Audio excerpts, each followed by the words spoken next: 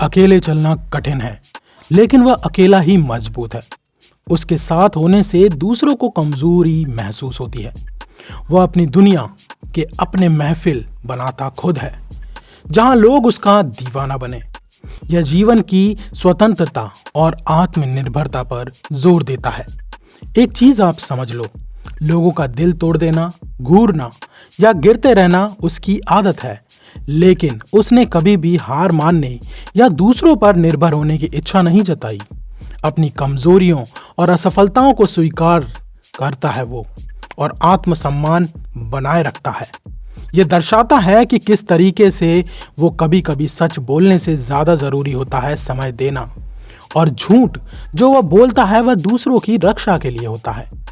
एक चीज आप समझ लो कि असली संपदा दिल की सच्चाई और आत्मबल में होती है, ना कि पैसों में। एक चीज आपको खास ध्यान रखनी होगी, अपने अलग व्यवहार और संघर्ष को समझना आसान नहीं है। इसलिए वह समझाने की बजाय समय पर भरोसा रखो, उसके पैमाने पर भरोसा रखो। आंसू बहाने के बाद मन साफ हो जाता है, इसलिए वह भावनाओं को दबाने के बजाय उसे व्यक्त करना ज्यादा जरूरी है। इसलिए घुलने मिलने से आपको थोड़ा बचता है वो। अकेला इंसान जो होता है वह अलग होना चाहता है। कुछ फूल जो बाहर से सुंदर दिखते हैं अंदर से कमजोर होते हैं। यही उसे सच और दिखावे के बीच के अंतर को समझाता है।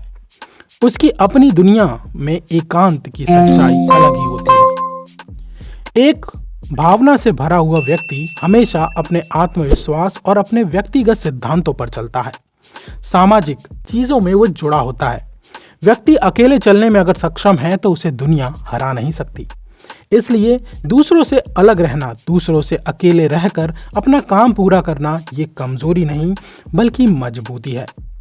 एक चीज जो हमेशा हमें याद रखनी चाहिए कि हमारा आत्मविश्वास, हमारे सिद्धांत, ये हमारे लिए ज्यादा महत्व रखते हैं। बाकी सारी चीजें बदल जाती हैं।